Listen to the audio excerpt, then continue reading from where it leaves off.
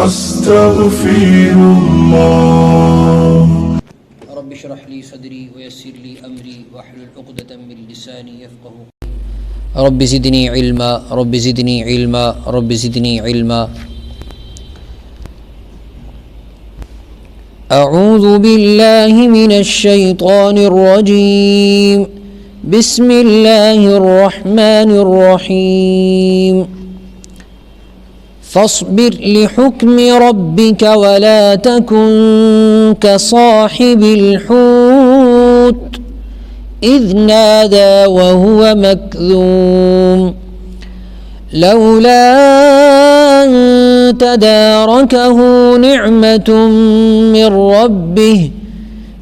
ربه لنبذ بالعراء وهو مذموم فاجتباه ربه فجعله من الصالحين وإن يكاد الذين كفروا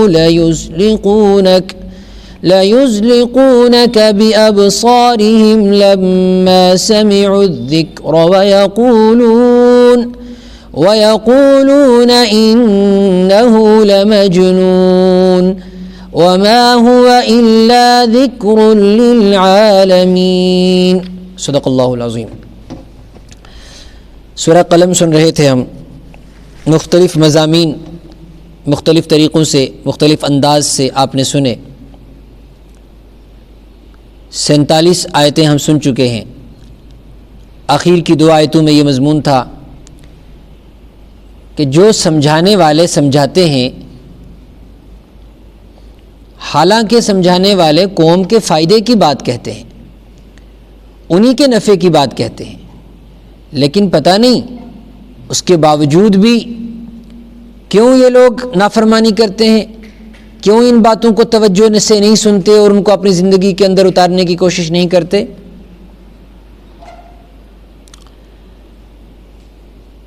ام تسألهم اجرا فهم من مغرم مثقلون. کیا آپ ان سے کوئی پیسے مانگتے ہیں، اجرت مانگتے ہیں کہ جس کی چٹی کے بوجھ کے تلے وہ دب رہے ہیں، ان کو لگتا ہے کہ اگر دین پر عمل کریں گے تو پیسہ خرچہ زیادہ ہوگا، اجرت دینی پڑے گی. کیا ان کو ایسا لگتا ہے کہ جو لوگ دین کی طرف ان کو بلا رہے ہیں، قبر کی تیاری کی بات کر رہے ہیں، وہ کوئی اس کام کی ان سے اجرت مانگ رہے ہیں؟ ایسا نہیں ہے. اللہ تعالیٰ نے ایسا کوئی نظام نہیں رکھا کہ اچھا مسلمان بننے کے لیے زیادہ پیسوں کی ضرورت ہے، اچھا مسلمان بننے کے لیے کوئی سیکیورٹی جمع کرانے کی ضرورت ہے کہ بھائی ہمارا اتنا پیسہ جمع کر لو تو یہ دلیل ہوگی کہ ہم اچھا مسلمان ہیں. ایسا تو کوئی نظام نہیں. اچھا مسلمان بننے کے لیے پیسے کی ضرورت نہیں. یہ کوئی چٹی نہیں ہے، کوئی تاوان نہیں ہے کہ جو بھرنا پڑے اچھا مسلمان بننے کے لیے، اللہ کا فرمانبردار بننے کے لیے. دوسری بات، اگر یہ ایسا بھی نہیں کہ ان سے پیسے مانگے جاتے ہیں تو پھر کیا یہ وجہ ہے کہ وہ اس لیے نہیں مانتے کہ اللہ تعالیٰ کی طرف سے کوئی ان کے پاس فرشتہ آتا ہے، غیب کی خبر لے کے آتا ہے اور ان کو آ کر یہ بتاتا ہے کہ تم اپنی من مانی زندگی گزارو، آگے کچھ بھی نہیں ہے، کوئی حساب کتاب نہیں ہے، جیسے چاہتے ہو ویسے گزارو. ام عندہم الغیب، کیا ان کے پاس کوئی غیب کی خبر آتی ہے؟ فہم یکتبون، کہ وہ انسٹرکشنز جو ہیں وہ ان کا اپنا لکھ لیتے ہیں، اس کو اسی کے مطابق پھر زندگی گزارتے ہیں. یہ دونوں باتیں نہیں ہیں. جب یہ دونوں باتیں نہیں ہیں، اس کا مطلب یہ ہے کہ یہ لوگ سیدھے مجرم ہیں جو سیدھا جرت کر کے گناہ کرتے ہیں، اللہ کے نافرمانی کرتے ہیں اور پھر اپنے آپ کو بدلنے کا کوئی ارادہ نہیں رکھتے. آج کی آیت نمبر 48 کے اندر رسول پاک صلی اللہ علیہ وسلم کو اور آپ کی وساطت سے آپ کے جانشین جو لوگ امت کی اصلاح کے کام میں لگے ہوئے ہیں، جنہیں اللہ نے اپنے دین کی خدمت کے لیے قبول کیا ہے، ان کو بھی تسلی دی جا رہی ہے اور ان کو ان کی ذمہ داری سمجھائی جا رہی ہے کہ دیکھو دنیا کے اندر نافرمانوں کی کثرت تو ہوگی، ناشکروں کی، ناقدروں کی، گناہگاروں کی، کافروں، فاسقوں، فاجروں کی کثرت تو ہوگی، ان کا زور زیادہ چلے گا، لیکن اس سب کے باوجود آپ کو اپنی محنت سے پیچھے نہیں ہٹنا. باطل کی کام کرنے کی رفتار کتنی تیز ہی کیوں نہ ہو، آپ کو اپنی اصلاح کی اور ریفارمنگ کی جو کوششیں ہیں وہ آپ کو پوری لگانی ہے. اس لیے کہ یہی آپ کا دین ہے، یہی آپ کی ذمہ داری ہے۔ ظاہر سی بات ہے، اگر اللہ نے کسی کو دین دیا، نماز تو وہ پڑھے گئی۔ اگر اللہ نے کسی کو رسول پاک صلی اللہ علیہ وسلم کے حدیث اور آپ کی سیرت سمجھا دی تو سنت پہ تو وہ عمل کرے گا ہی۔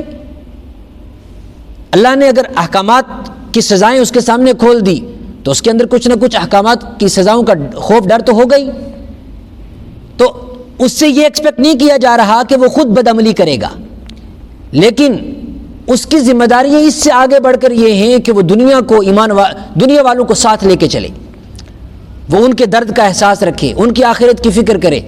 اپنی ذمہ داری اس کی یہی ہے کہ وہ قوم تک اللہ کا دین پہنچاتا رہے، اس کے لیے ڈٹ جائے، اس کے لیے کوئی بھی مصیبت ہو وہ بحسن خوبی تحمل کے ساتھ اس کو برداشت کرے۔ فرمایا رسول پاک صلی اللہ علیہ وسلم کو، فاصبر، ڈٹ جائیے، استقامت کے پہاڑ بن جائیے، لحکم ربک، اپنے رب کے حکم کے سامنے، اپنے رب کے حکم کے سامنے استقامت کے پہاڑ بن جائیے۔ رب کا حکم ایک ہے عوام کو، وہ کیا ہے؟ اقیموا الصلاۃ وآتوا الزکاۃ، نماز قائم کرو، زکوٰۃ ادا کرو، اتموا الحج، حج کرو، روزہ رکھو، صدقہ دو، اللہ کو راضی کرو، گناہ مت کرو، یہ سب اللہ کے احکام ہیں۔ لیکن رسول پاک صلی اللہ علیہ وسلم کو فرمایا کہ آپ کے رب کا جو حکم ہے آپ اس پر ڈٹ جائیں۔ آپ کو کیا حکم ہے؟ آپ کو یہ حکم ہے فاصدع بما تؤمر، ساری دنیا میں اس دعوت کا اعلان کر دو جس کا آپ کو حکم دیا جا رہا ہے۔ لوگوں کو بتاؤ سیدھا راستہ کیا ہے، لوگوں کو بتاؤ کہ اللہ اور آخرت کی منزل کن راستوں پر ملتی ہے، لوگوں کو بتاؤ کہ شیطان انہیں کدھر لے کے جا رہا ہے۔ فاصبر لحکم ربک، اے میرے محبوب صلی اللہ علیہ وسلم اپنے رب کے حکم کے سامنے ڈٹ جائیے، اس کام میں کوئی کمزوری نہیں آنی چاہیے، اور بد دل بھی نہ ہو، قوم سے مایوس بھی نہ ہو۔ بہت سارے لوگ کہتے ہیں بس جی اس علاقے کے لوگوں کا تو کچھ ہو ہی نہیں سکتا، بس یہ تو ہے ہی ردے ہوئے۔ فاصبر لحکم ربک، ایسا نہیں ہوتا۔ مصلح اور اصلاح کرنے والا اور دین کی دعوت کا ذمہ دار اور داعی وہ کبھی بھی اپنی قوم سے مایوس نہیں ہو سکتا۔ اس کا مطلب یہ ہے کہ وہ اپنی ذمہ داریوں سے بھاگنا چاہتا ہے، وہ مایوس نہیں ہو سکتا کبھی، مایوس ہو کر اپنی قوم کی ریفارمنگ کو، اپنی قوم کی اصلاح کو کبھی چھوڑ نہیں سکتا۔ اس کا مطلب یہ ہے کہ وہ اپنی ذمہ داریوں سے آنکھ چرا رہا ہے۔ فاصبر لحکم ربک، اپنے رب کے حکم کے سامنے ڈٹ جائیے، آپ اس مایوسی کا شکار نہیں ہو سکتے۔ ہاں دیکھیے رسول پاک صلی اللہ علیہ وسلم طائف تشریف لے گئے، آپ کو ستایا گیا، آپ کے بدن کو لہو لہان کر دیا گیا، آپ کے گھٹنوں کو زخمی کر دیا گیا، اوباشوں نے آپ کے اوپر آوازیں کسی، اور لوگوں نے کہا لولا نزل هذا القرآن على رجل من القريتين عظیم، نعوذ باللہ یہ قرآن بس اس یتیم اور اس فقیر آدمی کو ملا، یہ مکہ اور طائف کے کسی بڑے آدمی پر کیوں نازل نہیں ہوا؟ ایسی ایسی باتیں انہوں نے کہی، اوباشوں کو پیچھے لگا دیا جو پتھر برسائے جا رہے تھے۔ اس موقع پر رسول پاک صلی اللہ علیہ وسلم بھی اس قوم سے مایوس نہیں ہوئے۔ آپ نے فرمایا مجھے نبی بنا بھی رحمت بنا کر بھیجا گیا ہے، اگر یہ نہیں آئندہ آنے والی نسلوں میں کوئی کھڑا ہوگا جو ایمان کی دعوت دے گا اور ایمان کو قبول کرے گا۔ محمد بن قاسم ثقفی اسی قبیلہ بنو ثقیف سے اٹھے اور ہندوستان تک اسلام لانے کا سبب بنے۔ تو مصلح اور داعی کبھی اپنی قوم سے مایوس نہیں ہوتا، چاہے جائے کہ قوم اپنا شوق دکھائے یا نہ دکھائے، چاہے جائے کہ قوم اس سے بددل ہو جائے، اس کو چھوڑ دے، اور وہ اپنی قوم کو چھوڑ نہیں سکتا، وہ اپنی قوم کی حقیقت کو جانتا ہے، اس لیے کہ قوم اپنے راستے کو پہچان نہیں رہی لیکن وہ تو ان کے راستوں کو پہچان رہا ہے۔ اور کیسا درد اس کے اندر ہونا چاہیے، وہ سورہ یاسین کے اندر اس انسان کا واقعہ تفصیل سے آیا، جب ہم سورہ یاسین سنیں گے انشاءاللہ وہاں تفصیل سے عرض کیا جائے گا، جس نے کہا مرنے کے بعد بھی یہ خواہشوں کا اظہار کیا، اللہ مجھے میری قوم نے شہید کر دیا، حالانکہ میں ان کی فائدے کی بات کر رہا تھا، لیکن میں تو یہ چاہتا ہوں کہ تو مجھے واپس دنیا میں بھیجے، اور تاکہ میری قوم کو پتہ چلے، میں جا کے ان کو بتاؤں کہ میرے رب نے مجھے ان کے میرے ساتھ زیادتی کرنے کی وجہ سے کتنی بڑی بڑی نعمتیں عطا کی ہیں اور میری مغفرت کی ہے۔ تو مصلح اپنی ذمہ داریوں سے کبھی بری نہیں ہو سکتا۔ وَلَا تَكُنْ، اور اے میرے محبوب صلی اللہ علیہ وسلم آپ نہیں ہو جانا کصاحب الحوت، مچھلی والے کی طرح۔ کون ہے مچھلی والا؟ حضرت یونس علیہ السلام، ایک جلیل القدر پیغمبر، ایک جلیل القدر نبی ہیں حضرت یونس علیہ السلام، جن کے نام پر پوری قرآن پاک کی ایک سورت بھی ہے، اور قرآن نے فرمایا کہ بس یونس علیہ السلام کی ایک ایسی قوم تھی جو لاسٹ موقع پر ایمان لائی اور اللہ تعالیٰ نے ان کے ایمان کو قبول کیا، ورنہ کسی اور قوم کا ایمان آخری موقع پر قبول نہیں کیا گیا۔ یونس علیہ السلام کی قوم کا ایمان قبول کیا گیا اور ان کی توبہ کو قبول کیا گیا۔ یونس علیہ السلام کا واقعہ سورہ صافات کے اندر تفصیل سے آیا ہے۔ یونس علیہ السلام کی وہی ذمہ داری تھی جو تمام انبیاء اور پیغمبروں کی ہوتی ہیں، اپنی قوم کی اصلاح۔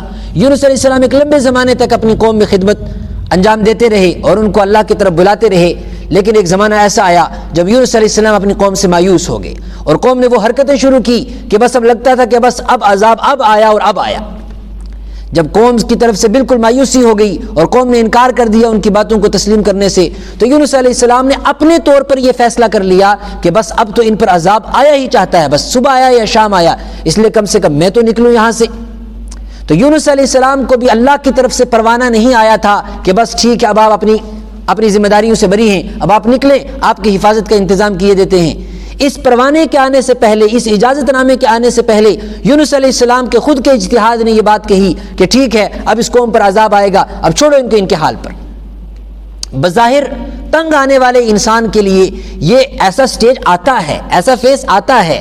عام انسان اگر یہ غلطی کرے گا تو شریعت کی طرف سے اس کے اوپر کوئی ایسا حکم لاگو نہیں ہوگا کہ بھئی آپ نے ایسا کیوں کر دیا، ٹھیک ہے بھئی نہیں قوم نے مارا، میں نے دوسری جگہ جا کر کام کیا، تو اس پر اس کی طرف اللہ کی طرف سے کوئی عتاب اور سزا نہیں آئے گی۔ لیکن حسنات الابرار سیئات المقربین، کچھ نیک لوگوں کی ایسی چیزیں ہوتی ہیں جو نیچے کی عوام کے اعتبار سے وہ نیکیاں ہوتی ہیں، لیکن جب بڑے لوگ ایسا کرتے ہیں تو اللہ کی نظر میں وہ خطا شمار کی جاتی ہے۔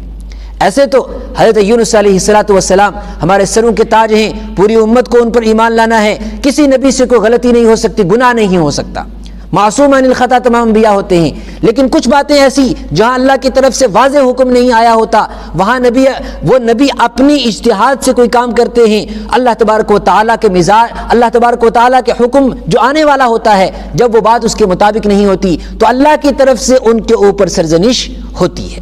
یہی ہوا یونس علیہ السلام کے ساتھ۔ یونس علیہ السلام نے جب وہ جگہ چھوڑی اور اس بستی کو چھوڑا اور واپس نکلے اور کشتی پر سوار ہوئے، اس کے بعد جو ہوا وہ آپ کو مشہور معلوم ہے کہ ایک ویل مچھلی نے، ایک بڑی مچھلی نے ان کو نگل لیا، فالتقمہ الحوت، ایک مچھلی نے انہیں نگل لیا، وہو ملیم، لیکن جو ہی مچھلی نے نگلا وہ سمجھ گئے کہ میرے لیے آزمائش کا وقت آ گیا، وہ اپنے اوپر ملامت کرنے لگے اور کہنے لگے لا الہ الا انت سبحانک انی کنت من الظالمین، اے اللہ تیرے سوا کوئی خدا نہیں، میں نے یہ خطا کی، مجھے اپنی قوم کو ان کے حال پر نہیں چھوڑنا چاہیے تھا۔ وہی فرمایا جا رہا ہے رسول پاک صلی اللہ علیہ وسلم کو، دیکھو یونس علیہ السلام آخری مرحلے پر جا کر قوم سے ہار بیٹھے اور یہ سوچ بیٹھے کہ بس اب اس کا کچھ نہیں ہونے والا، لیکن جب وہ وہاں سے نکلے اور عذاب آیا تو یونس علیہ السلام کی قوم اپنے بچوں کو، جانوروں کو لے کے باہر نکلی اور اللہ سے استغفار کیا، اے اللہ حضرت یونس کو واپس کر دو، ہم ان کی باتوں کو مانیں گے۔ ادھر یونس علیہ السلام بستی چھوڑ چکے تھے، وَلَا تَكُنْ كَصَاحِبِ الْحُوتِ، اپنی قوم کو اس حال میں کبھی مت چھوڑیے۔ اِذْ نَادَى، جب انہوں نے پکارا، کیا پکارا تھا؟ وہ وہاں آیا، لا الہ الا انت سبحانک انی کنت من الظالمین وہو مکذوم، لیکن جب وہ یہ دعا کر رہے تھے تو ان کی حالت کیا تھی؟ اللہ تعالیٰ نے ان کی حالت نقل کی، وہو مکذوم، وہ اندر اندر کڑ رہے تھے، غصے کو پی رہے تھے، اور وہ غصہ کس پہ تھا؟ اپنے اوپر، کہ مجھ سے یہ غلطی کیسے ہو گئی، میں اپنی قوم میں کئی سو سال تک کام کرتا رہا اور اخیر میں میں نے اپنی قوم کو چھوڑ دیا۔ وَهُوَ مَكْظُومٌ، وہ اپنے غصے کو پی رہے تھے، اپنے آپ کو ملامت کر رہے تھے۔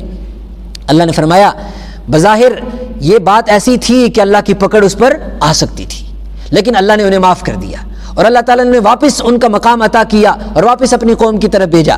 لولا ان تدارکہ، اگر نہ پا لیتی ان کو نعمتن، نہ پا لیتا ان کو نعمتن احسان، من رب ہی، ان کے رب کا، یعنی ان کے رب نے ان پر احسان کیا کہ ان کی اس خطا کو معاف کر دیا۔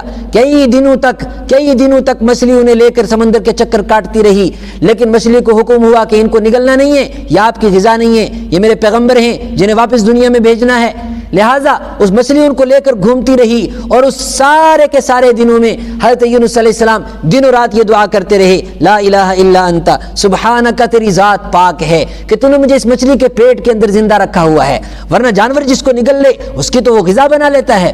سبحانک، پہلی بات تو یہ ہے کہ تیری ذات پاک ہے کہ تو نے میری خطا کے باوجود مجھے اس مچھلی کے پیٹ میں محفوظ رکھا ہوا ہے، اور دوسری بات یہ ہے انی کنت من الظالمین، میں خطا کر کے آیا ہوں، اب تیرے سامنے توبہ کرتا ہوں، تو مجھے معاف کر دے، انی کنت من الظالمین۔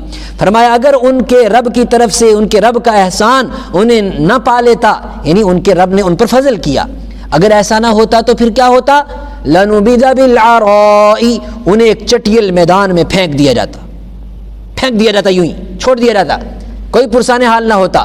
وہو مذموم، اور وہ ملامت زدہ ہوتے، ان کے اوپر ڈانٹ ہوتی، اللہ کی طرف سے کوئی سزا مل جاتی، ایسا بھی ہو سکتا تھا، لیکن ایسا ہوا نہیں۔ کیا ہوا؟ جب انہیں اس میدان میں ڈالا گیا، مچھلی نے نگلنے کے بعد سمندر کے کنارے، دریا کے کنارے انہیں جو ہے اگل دیا، اور اس کے بعد فَأَنبَتْنَا عَلَيْهِ شَجَرَةً مِّن يَقْطِينٍ، ایک بیل اللہ تعالیٰ نے ان کے سر پر اگائی جو سایہ بھی کرتی تھی اور ان کی غذا کا سبب بھی بنتی تھی۔ ایک روایتوں کے اندر آتا ہے ایک بکری آتی تھی اور ان کو دودھ پلا کے جاتی تھی۔ جب ان کی صحت بحال ہوئی، پھر حضرت یونس علیہ السلام کو اللہ تبارک و تعالیٰ کی طرف سے احکامات نازل ہوئے اور واپس اپنی قوم کی طرف کے۔ لیکن یہ تو واقعہ کس کا ہے؟ حضرت یونس کا۔ حضرت یونس نے ویسا استغفار کیا، ویسی تسبیحات کی، ویسے اللہ کو منایا اور اپنی توبہ قبول فرمائی۔ لیکن اگر کوئی عام آدمی ایسی غلطی کرے گا اور ایسی غلطی کرنے پر اگر اللہ کی طرف سے پکڑ آئی تو انسان اس سے اندازہ کر سکتا ہے کہ کیسی پکڑ آ سکتی ہے۔ انسان جب اپنی قوم سے مایوس ہوتا ہے اور اپنی قوم سے بالکل مایوس ہونے کے بعد اپنے حال پر چھوڑ دیتا ہے، امت کو بتایا جا رہا ہے، مصلحین کو بتایا جا رہا ہے، قوم کو ان کے حال پر نہ چھوڑو ورنہ تو اللہ کی طرف سے تمہارے پہ بھی پکڑ آ جائے گی۔ فَاجْتَبَاهُ رَبُّهُ، تو اللہ نے، ان کے رب نے انہیں چن لیا، حضرت یونس کو چن لیا۔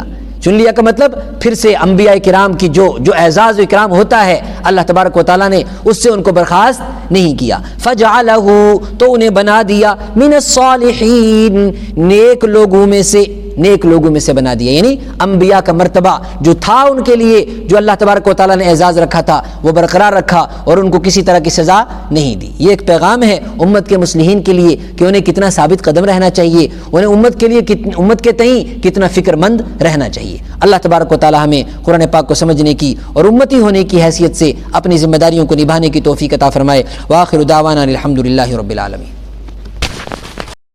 أستغفر الله إن الله غفور رحيم